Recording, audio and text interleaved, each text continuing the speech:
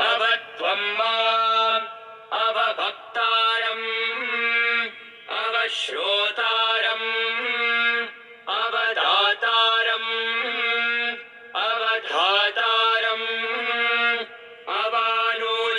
अवानोचानमवशिष्यम् अवपश्चात्तात् अवपुरस्तात्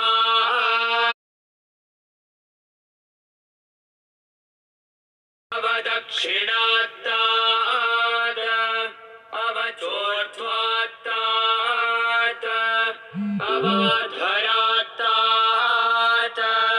सर्वतो मां पाहि पाहि समन्तात् त्वं वाङ्मयस्त्वं चिन्मयः त्वमानन्दमयस्त्वं ब्रह्ममयः त्वं सच्चिदानन्दाद्वितीयोऽसि त्वं प्रत्यक्षं ब्रह्मासि त्वं ज्ञानमयो विज्ञानमयोऽसि सर्वं जगदिदं त्वत्तो जायते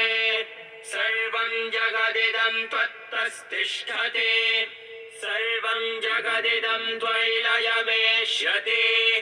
सर्वं जगदिदं त्वयि प्रत्येति त्वं भूमिरापो नलो निलो नभः त्वं चत्वारि वाक्पदानि त्वं गुणत्रयातीतः त्वम् अवस्थात्रयातीतः त्वं देहत्रयातीतः त्वं कालत्रयातीतः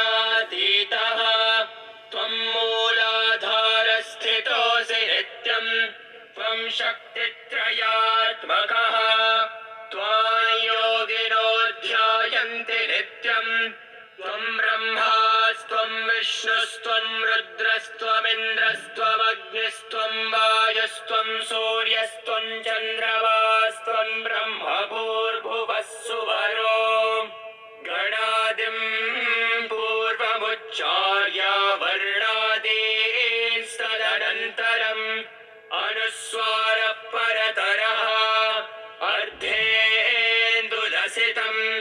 तारेण रुद्धम् एतत्तव मनुस्वरूपम् गकारः पूर्वरूपम् अकारो मध्यमरूपम् अनुस्वारश्चान्त्यरूपम् बिन्दुरुत्तररूपम् नादः सन्धानम् सगुंहिता सन्धिः सैषा गणेशविद्या गणकऋषिः